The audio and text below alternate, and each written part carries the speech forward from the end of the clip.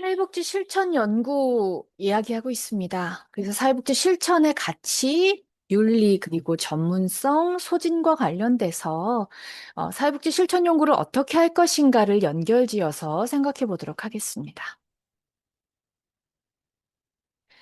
자, 우리 강의를 하는 데 있어서 처음으로 우리가 이야기해 보겠습니다. 사회복지사가 현장에서 연구를 할 때 어떻게 연구해야 될 것인가를 생각하면 굉장히 막막하다고 생각되어지네요.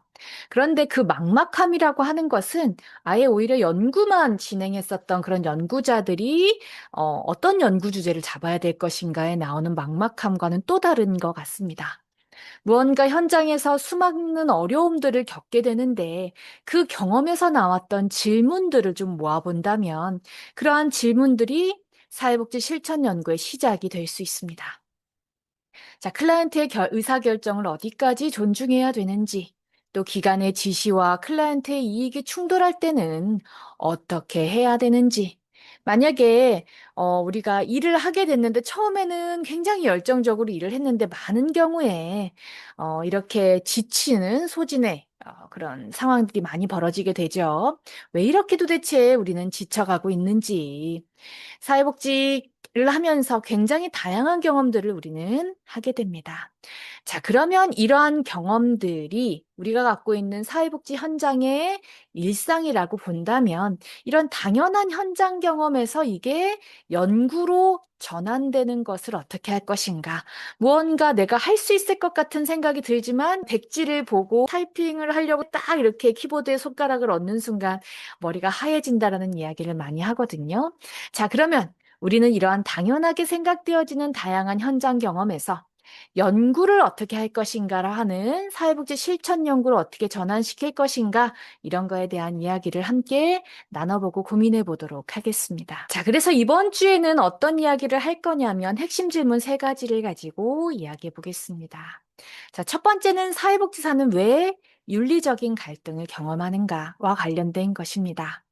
자, 우리는 윤리 강령도 있고 사회복지사는 굉장히 가치 중심적인 어떤 전문가다 이런 이야기를 하면서 또 4년 동안 사회복지학과에서 이런 그 교육을 팼죠. 그런데 우리가 생각할 때 윤리적인 의사결정 방식 막 달달달달 그 문자로 외웠단 말이에요. 자, 그러면 이런 부분들에 있어서 우리가 실제 현장에서 그 자체가 너무 명확하게 구분되느냐, 이런 거에 대해서 생각해 본다면 되게 다른 것 같은 느낌을 받는다라는 이야기를 한단 말입니다. 자, 그래서 우리가 배웠던 윤리적인 의사결정 방식이라든가 딜레마라든가 이런 부분들에 있어서를 어떻게 연구로 연결할 것인가에 대한 고민들을 이제 해야 되는 거죠. 두 번째는 사회복지 전문성과 관련된 것입니다. 자, 사회복지 인력의 전문성이 어디서 오는가, 그리고 어떻게 유지되는가와 관련된 질문은 꽤 오랫동안 우리 사회복지 현장에서 또 사회복지 실천을 담당하는 연구들에서 이제 연구가 되어 왔습니다. 자, 이러한 궁금증에서 핵심적인 질문들에서 우리는 전문직의 정체성이라든가 역량 개발과 관련된 연구로 연결되어 왔습니다. 자, 이러한 연구들을 함께 살펴보면서 어떻게 연구해야 될 것인가에 대해서 생각해 보도록 하겠습니다. 자, 세 번째는 사회복지사는 왜 소진되는가와 관련된 질문입니다. 분명히 나는 내가 어떤 의미를 가지고 어떤 사명을 가지고 소명을 가지고 사회복지사를 선택하게 됐는데 여러 환경들과 여러 클라이언트를 만나다가 내가 이제 일의 성격이라든가 이런 것들을 모두 합쳐서 보니까 내가 어느 순간 너무 지쳐 있음을 깨닫는단 말이죠. 자, 이러한 직무 환경이라든가 조직 구조, 또 감정적인 노동과 관련된 연구로 우리는 사회복지사의 소진에 대해서 이야기해 볼 수가 있겠습니다. 자, 그러면 우리는 이 개념들에 대해서 먼저 이야기를 해보고, 그 다음에 넘어가는 게 좋겠죠. 자, 가치와 윤리에 대해서는 우리 너무 잘 알고 있습니다. 그렇기 때문에 약간 정리하는 그런 느낌으로 내가 이렇게 알고 있었지? 라고 확인하는 정도로 넘어가 보도록 하겠습니다. 자, 사회복지 전문직이라고 하는 이 직군의 행동 기준을 이루는 두 핵심 개념으로서 가치와 윤리를 우리는 배워왔습니다. 이미 알고 있는 이 개념이 연구에서는 어떻게 다루어지는지를 한번 살펴보도록 하겠습니다. 자, 가치입니다. 가치는 개인이나 집단이 중요하게 여기는 신념 같은 거죠. 선호 이런 거죠. 이런 그 가치가 개인이 그리고 집단이 어떤 행동을 할 것인다라고 하는 것에 있어서의 방향을 안내하는 기준이 됩니다. 사회복지 안에서는 인간의 존엄성의 가치, 자기결정권의 가치, 또 사회정의의 가치, 이런 부분들이 가치라고 하는 큰 어떤 범위 안에 들어가게 되는 것이죠. 윤리는 옳고 그름을 판단하는 규범적인 원칙입니다. 자, 가치에서 파생되었지만 행동의 의무와 금지를 규정함으로써 우리가 사회복지 실천을 하는 데 있어서 어떤 행동의 지침이 되는 이런 부분들이라고 볼 수 있겠습니다. 그래서 아까도 이야기했지만 우리는 윤리 강령이라는 것을 통해서 사회복지의 어떤 행동의 어떤 부분들을 해야 될 것이고 어떤 부분을 하지 말아야 될 것인지를 결정한다는 것이죠. 자, 그래서 비밀 보장의 의무라든가 자기 결정에 존중을 해야 된다라고 하는 이런 의무라고 하는 것들이 윤리와 관련돼서 생각해 볼 수 있는 것들이다. 이렇게 볼 수가 있겠습니다. 자, 그러면 가치와 윤리를 같이 다룰 때 우리는 전문직 가치라고 하는 이야기를 함께 한단 말이죠. 이게 특정 전문직이 공유하는 가치 체계다라고 이야기를 하면서 우리 아까 이야기했던 윤리 강령으로 명문화돼서 사용된다라고 볼 수가 있겠습니다. 자, 한국에도 사회복지사 윤리 강령이 있고 또 외국에도 사회복지사들은 이런 공통의 윤리 강령을 통해서 각각의 우리 전문직들이 함께하는 이런 가치들을 공유하고 있습니다. 자, 그러면 이런 가치와 관련돼서 다섯 개의 핵심 가치가 뭐가 있는지 한번 살펴볼게요. 자, 인간 존엄성과 관련돼서 이야기했습니다. 어떻게 우리는 사회복지 전문가로서 모든 사람을 본질적으로 존엄하게 대할 것인가에 대해서 방법과 관련된 연구들도 있을 수 있고, 우리가 생각하는 인간의 존엄성이라고 하는 것이 무엇인가라고 하는 것을 다시금 탐색해 볼 수도 있습니다. 전에도 말했던 것처럼 과거에는 맞지만 지금은 맞지 않는 것들이 있고 또 지금은 맞지만 그때는 틀린 것, 이런 것들이 있을 수가 있다는 것이죠. 자, 그러면 이것을 우리가 살펴볼 때 인간이 무엇이고 인간의 존엄하다는 건 무엇일까에 대해서 이 본질적인 존엄함에 대해서 한번 탐색해 볼 필요가 있다는 것이죠. 사회적인은 더 심합니다. 사회정의라고 하는 부분들을 우리가 생각할 때 과거의 사회정의와 지금의 사회정의가 같을까? 우리는 그런 사회정의와 관련돼서 어떤 부분들을 더 중요하게 생각하게 될 것인가에 대한 그런 논의들을 충실하게 해왔는가에 대한 고민이 필요합니다. 그렇기 때문에 이렇게 각각이 갖고 있는 사회복지 전문직에서 갖고 있는 핵심적인 가치는 매우 중요한 연구 주제가 될 수 있습니다. 자원이, 기회가 공정하게 분배되는가, 결과가 분배되는 것이 좋은가, 과정이 제대로 분배되는 것이 더 중요한 것인가, 여러 관점 안에서 우리는 사회정의와 관련된 논의들을 사회복지 연구에서, 실천 연구에서 할 수 있다는 것이죠. 자, 그 다음으로 살펴볼 것은 자기결정권입니다. 클라이언트가 스스로 결정을 하는 것이 너무나도 당연하게 사회복지 실천에 있어서 우리가 사회복지를 배우는 데 있어서 중요한 가치라고 여겨지지만 여러분들의 실천 현장 안에서 이 스스로 결정할 권리를 어디까지 인정해야 될 것인가가 매우 오랜 과제다라고 볼 수 있겠죠. 그러면 이걸 결정을 하는 데 있어서 누가 어떻게 결정할 것인가 보다는 어떤 실천 현장에서 어떤 사례에서 어디까지 할 것인가에 대한 그런 논의들을 훨씬 더 많이 하는 것 같습니다. 물론 연구 경향이라고 하는 것은 또 달라지겠지만 자기결정이라고 하는 것에 있어서의 어디까지 또 포함할 것인가 여러 아이디어가 나올 수 있다는 것이죠. 여러분들이 이렇게 사회복지 실천 연구를 통해서 자기결정권, 자기 사회정의, 인간 존엄성과 관련된 이야기를 한다면 그런 것들이 결국 현장에 전파되고 현장 안에서 내가 실천을 하는 데 있어서 더 중요한 어떤 그런 그 기준점을 만드는 데 도움이 된다거나 아니면 이런 사회복지사들이 고민을 스스로에 대해서 성찰한다거나 이웃에 대해서 성찰한다거나 이런 데 도움이 될 수 있겠습니다. 자, 그다음에 점점 더 정보와 관련된 그런 이야기들이 더 관심을 가지고 있죠. 우리가 뭐 AI 시대에 우리가 갖고 있는 정보들을 어떻게 보완할 것이냐, 보호할 것이냐.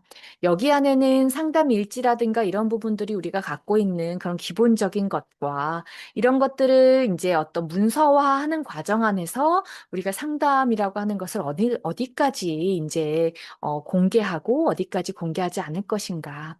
기본적으로 비밀 보장이라고 하는 그런 원칙은 지금 저기 그 자물쇠가 이렇게 잠겨져 있잖아요. 그래서 비밀 보장은 절대적인 어떤 중요한 가치처럼 느껴졌지만 우리가 이제 이런 비밀 보장과 관련돼서 어느 수준까지 이 비밀 보장을 잘 유지하는 것인가에 대한 고민들을 또 해야 된다는 거예요. 상황마다 이거는 다르게 생각하지 않을까? 사람들마다 생각하는 그런 어떤 수준이라고 하는 것들을 좀 공통적인 것들을 같이 만들어 본다거나 우리의 의무라고 하는 것을 다시 고민해 볼 수 있도록 하는 이런 가치들에 대한 연구들이 있을 수 있겠습니다.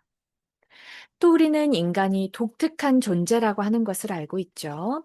각 사람의 고유성을 인정하는 부분들이 어느 정도 인정이 돼야 되는 것, 어느 상황에서 어떻게 인정될 수 있는가에 대한 적용점, 이런 것들도 있을 수 있고요.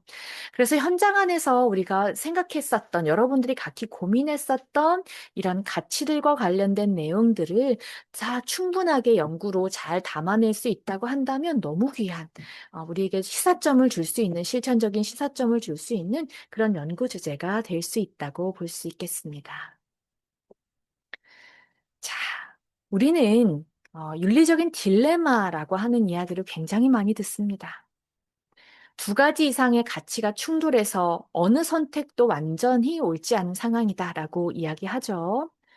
그래서 우리는 윤리적인 부분들에 있어서 비밀보장과 생명보호 이런 부분들에 있어서 너무나도 명확하게 생명보호가 우선이다라고 하는 것을 알고 있지만 각각의 사례라고 하는 부분들에 있어서 굉장히 당황하거나 모든 일들에 좀 치이게 되다 보면 이 윤리적인 딜레마에서의 우선순위라고 하는 것을 짚어가면서 여러분들이 실천했는지 이거에 대해서는 좀 고민해 볼 필요가 있다는 것이죠.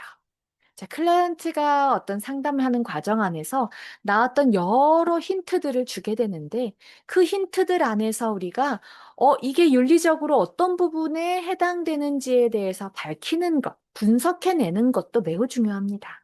그렇기 때문에 그 분석한 내용을 가지고 일단 우선순위를 만들고 그 우선순위라고 하는 부분들에 있어서 이 우선순위를 잘 우리가 해결해 나가게 하기 위해서는 그 윗단계에 무언가 장애물들을 해결해야 된다는 거죠. 그런 부분들에 있어서 윤리적인 딜레마 상황 안에서 어떻게 우리가 이 윤리적인 딜레마라고 하는 것을 이해하고 각 실천 현장에서 어떻게 적용할 것인가. 특정 사례라고 하는 부분들 아니면 특정 기관의 어떤 상황들, 기관들의 특성에 맞춰서 주로 만나게 되는 클라이언트들, 이런 것들을 고려했을 때 다양한 적용점들을 가지고 이 윤리적인 딜레마를 해결하는 방법들에 대해서 같이 이야기해 보는 것도 의미가 있을 것 같습니다. 자, 그 다음에 우리가 기관에 충성한다거나 클라이언트의 이익을 갖는다거나 어떤 부분들 더 우선해야 될 것인가? 그런데 클라이언트 이익이 우선해야 된다라고 머리로 생각하지만 실제로 우리가 기관 안에서 있다 보면 조직의 어떤 그런 이익들을 무시할 수 없다는 거죠. 기관의 예산 집침상 특정 서비스를 제공할 수는 없고 클라이언트에게는 그 서비스가 가장 필요할 때 우리는 어떻게 해야 될 것인가에 대한 그런 고민들을 현장에서 굉장히 많이 하게 됩니다. 자, 이러한 딜레마라고 하는 것을 현장 안에서 내가 했었던 실천 지혜로, 감이나 경험으로 이렇게 해결하는 것과 체계적으로 의사결정을 하는 어떤 모델을 통해서 이를 해결하려고 하는 것을 좀 비교해 보면서 어떻게 하면 이 체계적인 의사결정을 할 수 있을 것인가를 연구하는 것. 이런 것들이 어떻게 보면 윤리 연구에 있어서 매우 중요한 시발점, 출발점이다라고 볼 수 있겠습니다. 자, 그 다음으로 우리가 살펴볼 것은 전문성과 역량입니다. 자, 전문직은 단순한 직업이 아니다. 어떤 체계적인 지식이라든가 사회적인 공인이라든가 각각이 갖고 있는 전문직의 자율성이라든가 윤리 강령이라고 하는 요건을 갖추면 전문직이라고 인정됩니다. 우리는 굉장히 대학 4년 동안 다양한 어떤 지식들을 배웁니다. 과학적 근거에 기반해서 체계적인 지식 체계들을 갖추고 있어요. 그래서 사회복지 실천론, 실천기술론, 행정론, 정책론, 법제론, 그거 외에도 강론들, 이런 부분들을 같이 배우면서 전문적인 지식들을 배우게 된다는 것이죠. 그런데 전문적인 지식만 있는 것이 아니라 우리는 전문적인 기술도 갖고 있습니다. 그래서 상담한다던가, 사례 관리를 한다던가, 집단의 개입과 관련된 다양한 실천 기술들을 가지고 이 기술들을 사례에 적용하고 실천합니다. 여기에 윤리 강령이 있고 또 전문가 스스로 판단하고 결정할 수 있는 일정의 권한들이 있습니다.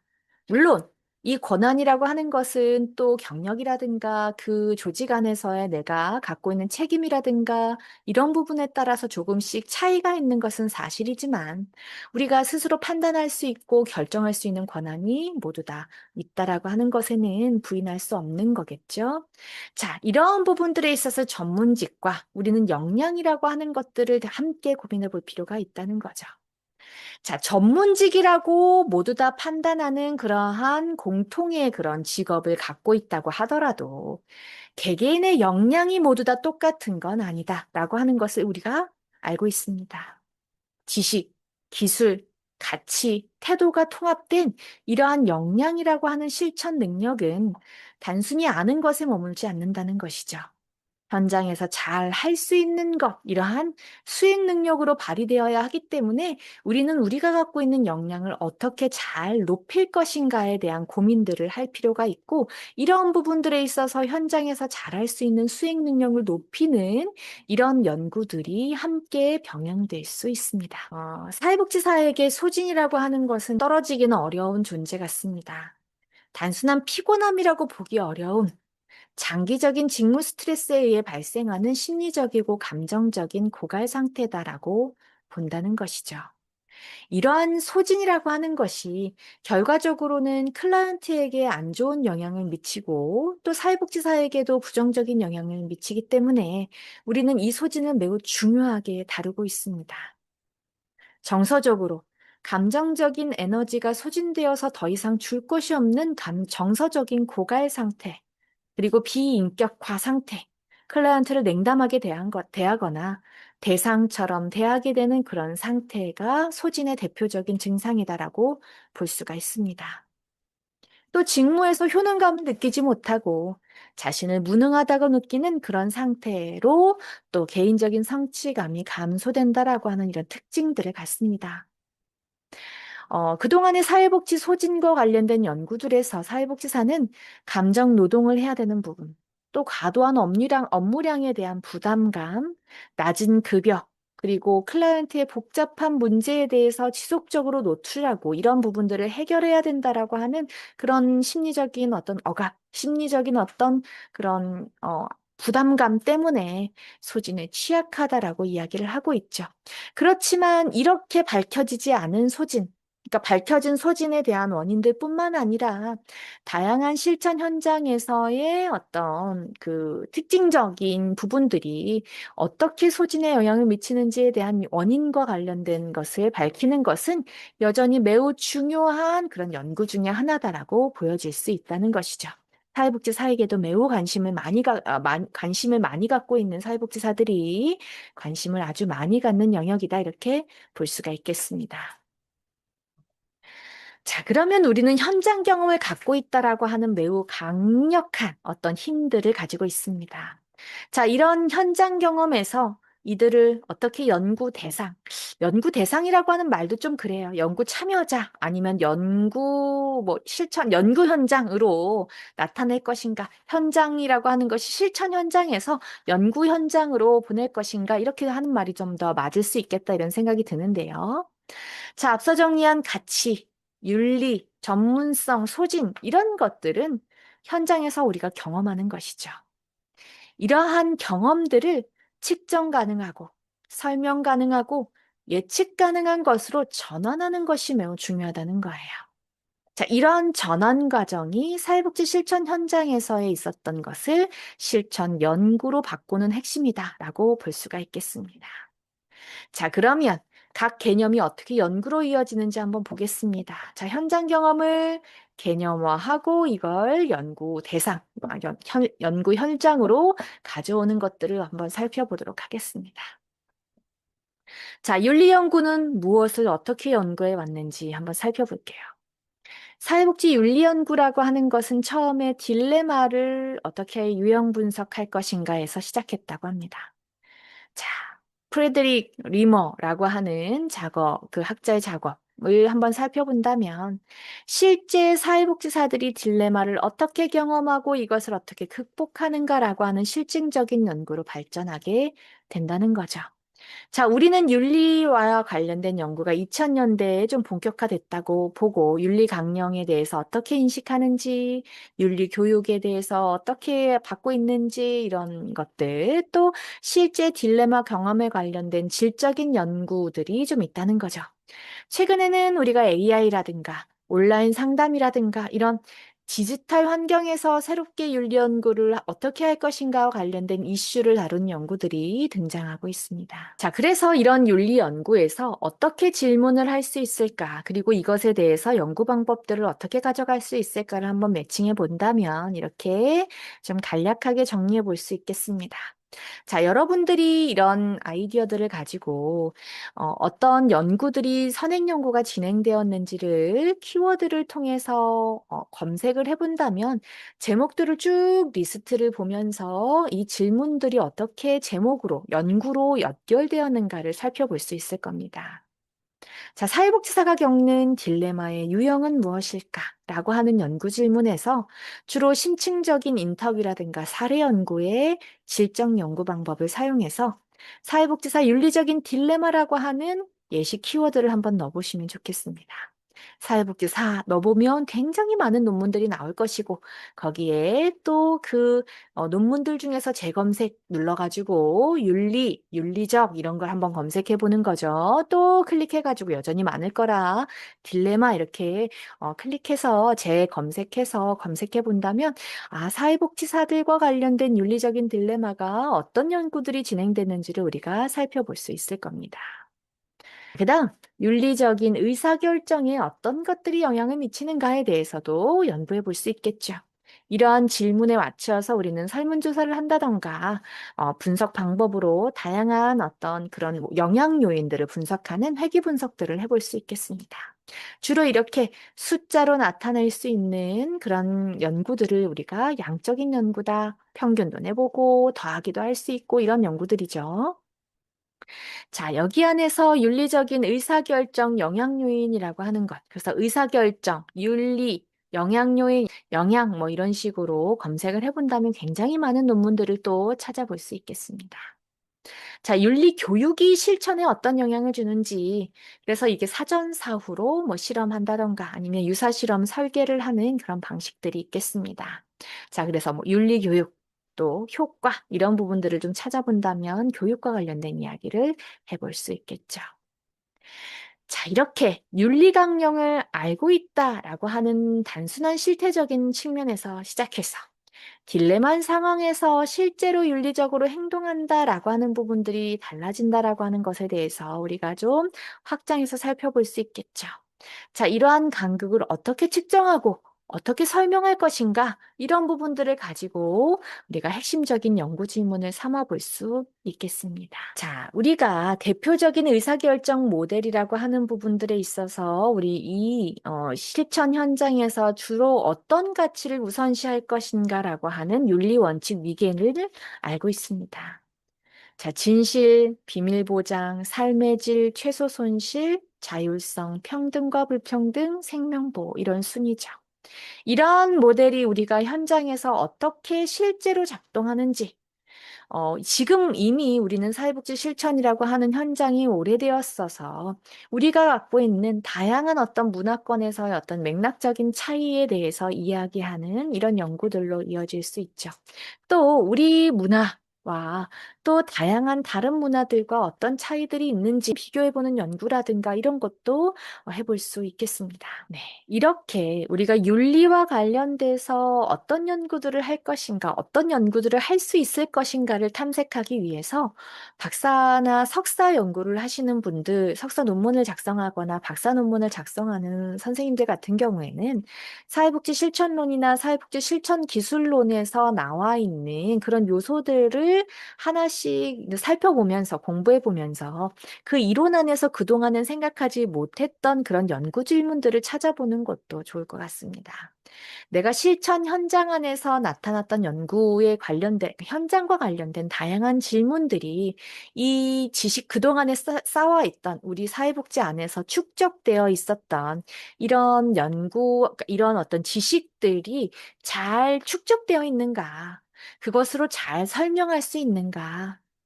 현재 이런 상황 안에서 나타나게 되는 여러 그런 다변적인 그런 사회 안에서 기존에 아주 오래전에 연구되었던 그런 연구 결과들이 현재에도 유의한가 이런 것들에 대해서 다시 한번 검증하는 이런 부분들이 있을 수 있겠습니다.